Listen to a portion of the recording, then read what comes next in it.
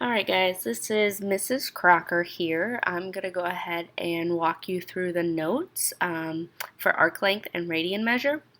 So you can find the note-taking guide on Edsby, and I would suggest printing out that note-taking guide and following along with me as I go through this PowerPoint, filling in those notes. If you're not able to print the note-taking guide, I would definitely have your own sheet of paper and taking the notes as we go through. The good thing about it being on YouTube is that you can pause it and copy it down if I'm going too fast, if you're having to copy it. But you definitely want to keep this organized and neat and have it as a resource to look back as you're studying for our quizzes and tests and all that kind of stuff. So I would not suggest just sitting here and watching me go through this. You actively have to participate in the notes in order to make it so that you can be successful. Alright, so what we're going to look at today is we're going to calculate the length of the arc of a circle. And we're going to convert angle measures between degrees and radians, because as we get more in depth into trigonometry, you're going to see that radians play a big role in trigonometry, so it's important that we're able to understand what a radian is and convert from degrees to radians and vice versa. So first thing we're going to talk about is the circumference. So remember, when we're dealing with the circumference of a circle, we are talking about the distance or the length around a circle. And there's two different ways you can find the circumference of a circle, whether you have the radius or whether you have the diameter.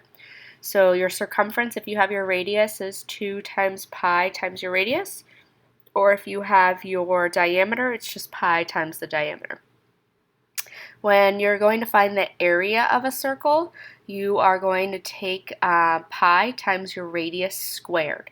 So you got to be careful with your order of operations here. Remember, you're going to square your radius before you multiply it by pi.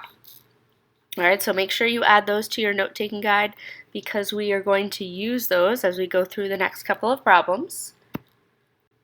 So on example 1, it says find the area and circumference of a circle with a radius of 12 centimeters. So if I want to find the area of this circle, I'm going to use my area formula, pi r squared. So if my radius is 12, it would be pi times 12 squared. So remember those order of operations. You're going to square 12 before you multiply it by pi. So it would end up becoming 144 pi centimeters squared. Now, this is your answer left in terms of pi. This is also the most exact answer. So depending on how the question is worded, sometimes you might leave your answer like this, or sometimes you might grab your calculator and actually round your answer and give an approximate area. So grab your calculator and practice typing in 144 times pi, and you should get about 452.389 centimeters squared. So anytime you're dealing with area, your units are always going to be squared. If we want to find the circumference of this circle, because they give you the radius, you're going to use 2 pi r. So if my radius is 12, when I plug that in, I'm going to multiply my 2 and my 12 to get 24 pi centimeters, and that would be your circumference in terms of pi, or the most exact circumference. If it asks you to round, you would grab your calculator and you would practice typing in 24 times pi, and we get about 75.398 centimeters.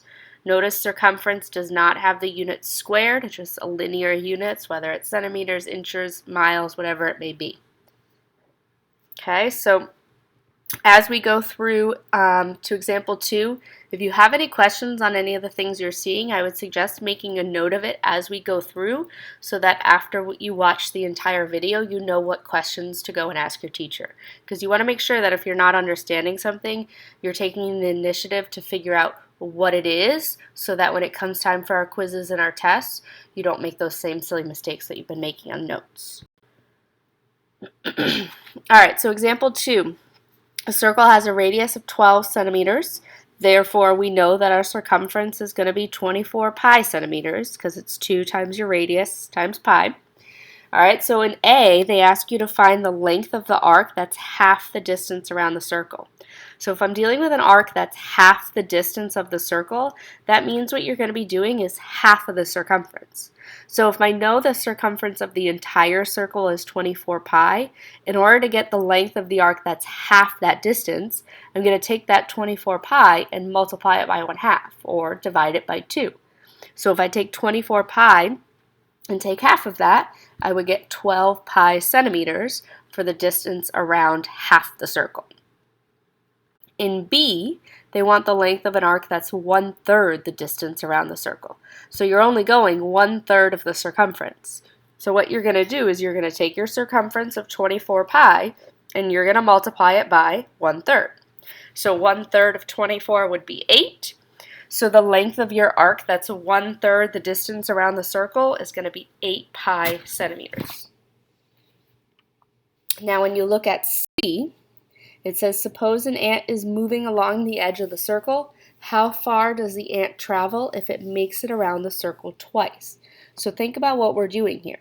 We're going around a circle 2 times, which means we're doing the circumference of the circle, because that's our distance around the circle, twice. So what we're going to do is we're going to take that circumference of 24 pi and we're going to multiply it by 2. The 2 is coming from the fact that we're making 2 trips around the circle. So that means that the ant would travel 48 pi centimeters.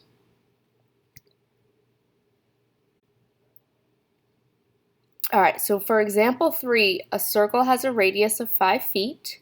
We're going to answer the following questions and give the exact value in terms of pi and approximate to 1 decimal place. So in A, when it asks you for the circumference of the circle, since my radius is 5, my circumference is going to be 2 times pi times your radius, so 2 times pi times 5. So the exact circumference of the circle is going to be 10 pi feet. Now, approximating this to 1 decimal place in your calculator, you would do 10 times pi, and you would get 31.4 feet. All right, so that's the circumference of the circle. That's the length of the arc all the way around the circle. But now in B, it asks you to find the length of an arc formed by a 90-degree angle. So if I'm dealing with a 90-degree angle here, you're not dealing with the entire circumference. You have to think about, well, what fraction of the circle are we dealing with? 90 degrees is 1/4 of the whole circle, which is 360 degrees. So that means the length of that arc is going to be 1/4 of the circumference. So if my circumference is 10 pi, like we found in A, I'm going to take that 10 pi and multiply it by 1/4. So just to say it again, that 1/4 comes from the fact that 90 degrees is 1/4 of 360 degrees. So if I multiply 1/4 times 10 pi, I would end up with 10 pi over 4, which would reduce to 5 pi over 2 feet. So that's your exact length of the arc. Now to get the approximate in your calculator, you would do 5 times pi and then divide it by 2, and you would get about 7.9 feet. All right, in C, we want to find the length of an arc formed by a 100-degree angle. So now we're dealing with a 100-degree angle here. So we have to think to ourselves, well, what fraction of the circle am I really dealing with? In the last one, it was 90 degrees, so that was 1/4 of the circle. 100 degrees isn't really a fraction that we know off the top of our head. So what you want to think to yourself is, what fraction of 360 is 100? So if I know that my whole circle is 360 degrees, to figure out what fraction 100 is, I would just take 100 divided by 360. That reduces to 5/18. So what that means is that your 100-degree angle is 5/18 of the entire circle. So if you want the length of your arc, you're going to take your circumference that we found in A, but you're only wanting 5/18 of it. So you're going to multiply that 10 pi by 5/18. And in order to simplify this, you would multiply the 5 times 10, so that'd be 50 pi over 18. And then 50 over 18, that could be reduced to everything divided by 2. So you would end up with 25 pi over 9 feet. That's your exact answer. But now to round it to 1 decimal place, you're going to take 25 times pi and then divide it by 9, and you would get approximately 8.7 feet.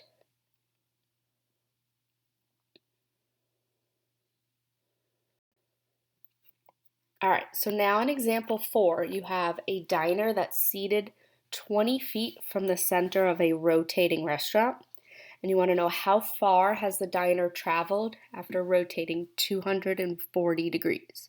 So if you've never been in a rotating restaurant before, let me explain a little bit how it works. The middle of the restaurant stays stationary, but then the outside part, if you look at that second picture where the tables are, that slowly rotates around so that while you're sitting and eating, you're getting a 360-degree view of whether you're at the city or the beach, whatever it may be. So that picture on the left, that's actually a picture I took in Calgary, Canada, where you sit on the edge of the rotating part, and it goes all the way around 360 degrees, and you get to see the entire view of the city and the mountains. It was actually pretty cool. So let's think about in this scenario what these pieces are representing. So if a diner is seated 20 feet from the center of the restaurant, think about what that's representing in our circle. If I'm talking about from the edge of the circle to the center of the circle, that's going to be your radius. And then when you think about that 240 degrees, you have to think about, well, how much of the whole circle did we rotate, or how much of the entire circumference are we dealing with? So if we did 240 degrees out of a total of 360 degrees, that means we went 2/3 of the way. So I got that 2/3 by taking 240 and dividing it by the total of 360. So what I'm going to do to figure out the distance that we've traveled, I basically want to figure out, well, how much of the circumference did we do? So if my radius is 20 feet, that means that my circumference is going to be 40 pi, because it's your 2 pi r. But if I want to find 2/3 of that circumference, I'm going to take 2/3 times your 40 pi. So that ends up giving you 80 pi over 3. So if I type in 80 times pi and then divide it by 3, I get about 83.8 feet.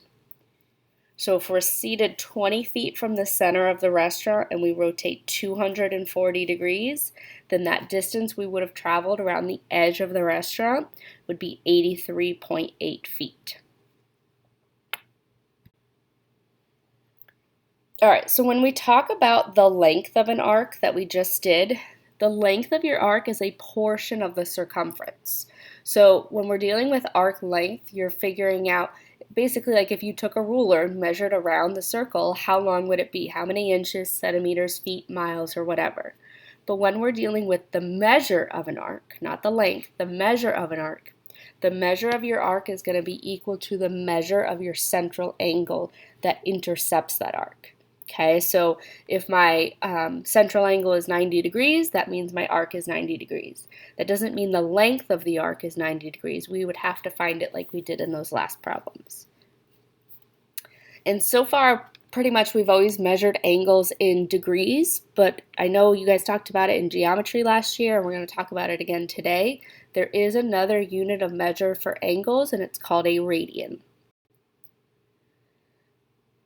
So the radian measure of an angle is the ratio. So ratio means we're dealing with a fraction.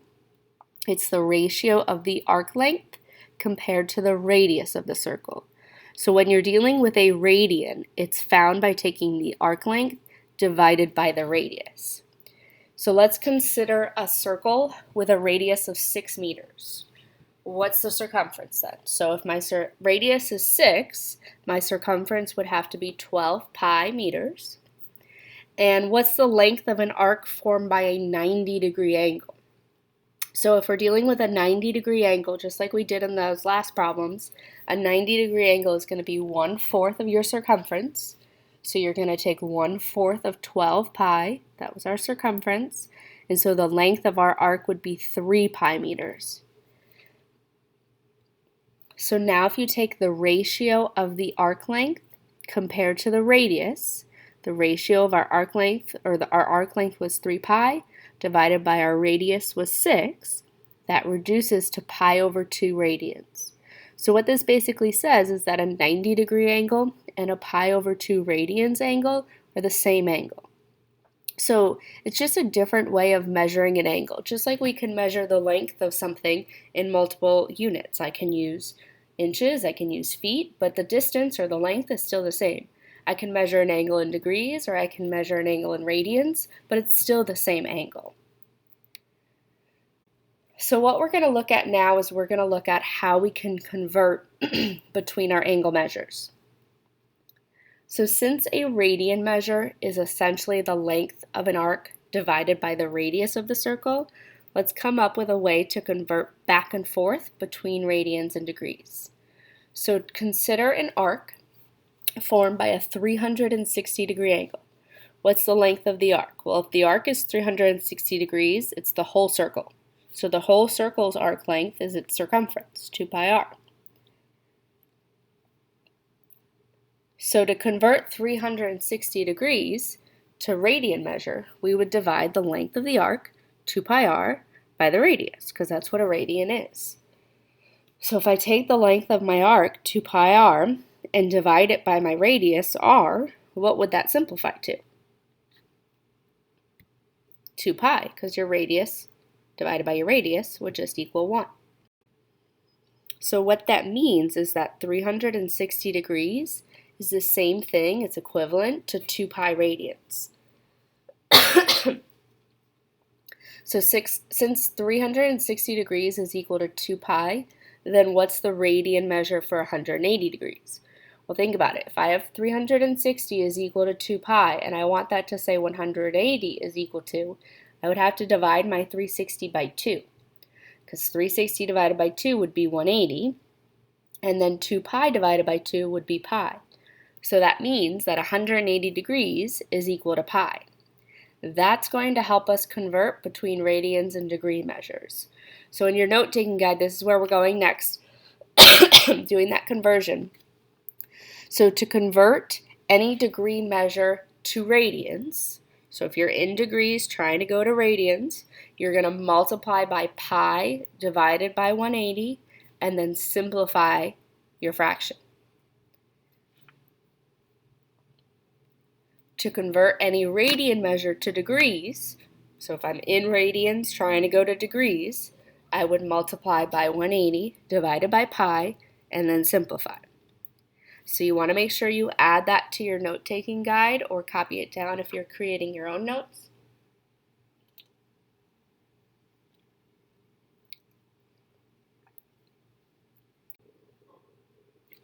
Alright, so on these problems, you're asked to convert the degree measures to radians. So on number 5, if you have 30 degrees and you want to convert that to radians, if you're given a degree measure and you want to convert to radians, you multiply by pi divided by 180. So I'm going to take 30 degrees times pi divided by 180. And remember, when you multiply two fractions, you multiply across the top. So you would get 30 pi. And across the bottom you would get 180. And then you need to simplify 30 over 180. So I can cross out the zeros and then it would really be like 3 over 18, which everything would be divided by 3. So you would end up with a pi divided by 6. So what that means is that 30 degrees is the same thing as pi over 6 radians. It's the same angle measure. So on number 6, if you have 100 degrees and you want to convert to radians, you're going to take your 100 degrees and multiply it by pi over 180. And then when I multiply across the top, I get 100 pi. Across the bottom, I get 180. So when I simplify 100 over 180, that would be 5/9. So it would end up being 5 pi divided by 9. Now remember, in your calculator, you do have the option of simplifying fractions in the graphing calculator if you do math enter, so you have that to use as well. I'm going to give you a couple minutes to try 7 and 8. If I start talking before you're done, you're able to pause the video and then press play when you are ready. So I'll give you about a minute to do 7 and 8.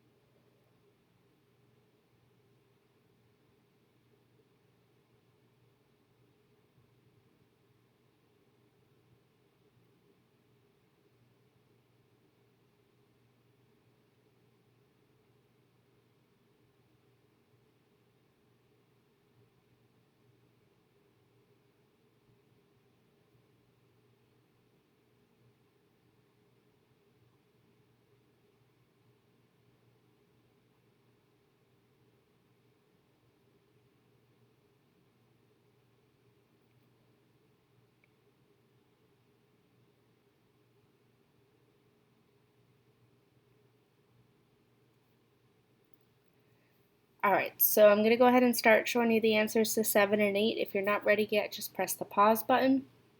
So for number 7, 225 degrees, when I multiply that by pi over 180, I would end up with 225 pi over 180, which would reduce to 5 pi over 4. 280 degrees, when I multiply by pi over 180, I would end up with 280 pi divided by 180, which would reduce to 14 pi over 9. Alright, so on 9 through 12, I'm given radian measures and asked to convert to degrees. So if you have 2 pi over 3 radians and you want to convert this to degrees, what you're going to do to convert from radians to degrees is you're going to multiply your radian by 180 divided by pi. So I'm going to take my 2 pi over 3 and multiply it by 180 divided by pi. So what would happen here is I would end up with a pi divided by pi, which we know is just going to equal 1. So those would cancel each other out. So then what you would have left on the top is 2 times 180, and then on the bottom you would just have a 3. So 2 times 180 divided by 3 is just going to simplify to 120 degrees. So 2 pi over 3 radians is the same angle as 120 degrees. And number 10, if I have pi over 4 radians to go to degrees, I'm going to multiply it by 180 divided by pi. So my pi's would end up canceling each other out, and I would just end up with 180 divided by 4, which would just be 45 degrees. So I'm going to give you a second to try 11 and 12, and then I'll show you guys the answers in a little bit.